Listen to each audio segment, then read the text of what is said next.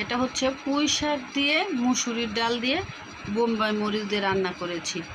আমরা তো সবসময় পাট শাক দিয়ে বোম্বাই মরিচ দিয়ে খেসারির ডাল দিয়ে বেটে রান্না করি, আর এটা সহজ রান্না।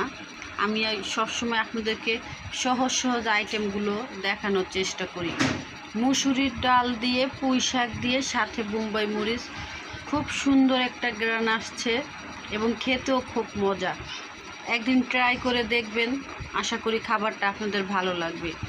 এটা হচ্ছে ডিমের, হয়তো আপনি ডিম ভুনাও বলতে পারেন, আবার ডিমের মজক ভুনাও বলতে পারেন। এটা বললে কি হয়, বাচ্চারা একটু মজা করে খেতে পছন্দ করে।